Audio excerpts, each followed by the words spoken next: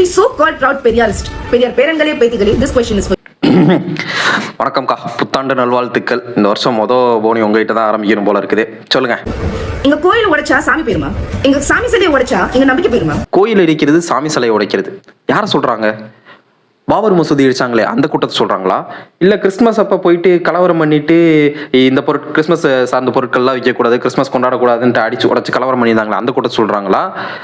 இல்லை வேலண்டைன்ஸ் டே அப்போ கையில் தாலியை தூக்கிட்டு போயிட்டு நாகரீகமே இல்லாமல் வேலண்டைன்ஸ் டே செலிப்ரேட் பண்ணுற ஹோட்டல்ஸ் எல்லாம் போயிட்டு இதெல்லாம் பண்ணக்கூடாதுன்னு அடிச்சு உடச்சிட்டு இருந்தாங்களே அந்த கூட்டத்தை சொல்கிறாங்களா?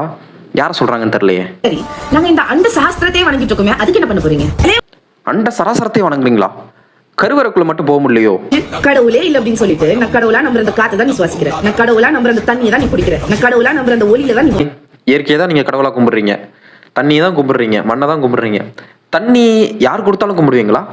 ஒரு குறிப்பிட்ட சாதியினர் தண்ணி அந்த இடத்துல தண்ணியை புழங்கிட்டாங்கன்னா அந்த கிணத்தையே மூடிடுவீங்க, இல்லை அந்த கிணத்தை பூஜை பண்ணுவீங்க, அந்த கிணத்தை இடிச்சு தள்ளணும்னு சொல்ற கும்பல் நீங்க தண்ணியை கும்பிடுறீங்களா? மண்ணை யாரு கும்பிட்டா? யார் மண்ணுக்கு கிள்ளி வச்சா? யார் தள்ளி வச்சா? நடுவுல இந்த தீண்டாமை சுவர் போட்டாங்களே அது யாரு? கோயில் சிலையில மட்டும்தான் கடவுள் இருக்காருன்னு நினைச்சியா?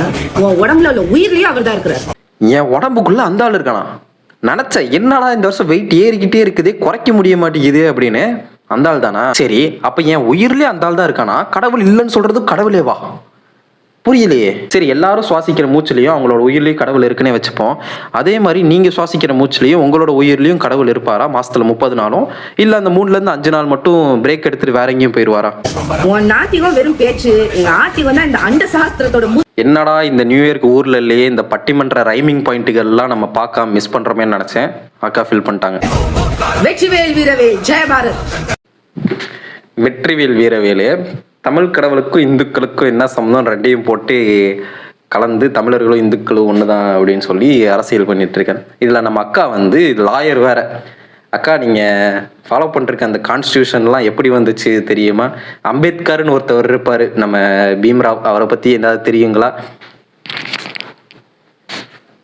இந்தா இவர் இருக்கார் இல்லையா, அம்பேத்கர். நான் ஒரு இந்துவாக சாக மாட்டேன்னு ஒரு புக் எழுதியிருப்பார். இன்னும் ஒரு சில புக்குகளுக்கும் ஹூ ஆர் த சூத்ராஸ்ன்னு இருக்கும். அப்புறம் ஹவு அனிகலேஷன் ஆஃப் கேஸ்ட் இருக்கும். இதெல்லாம் படிச்சிருக்கீங்களா?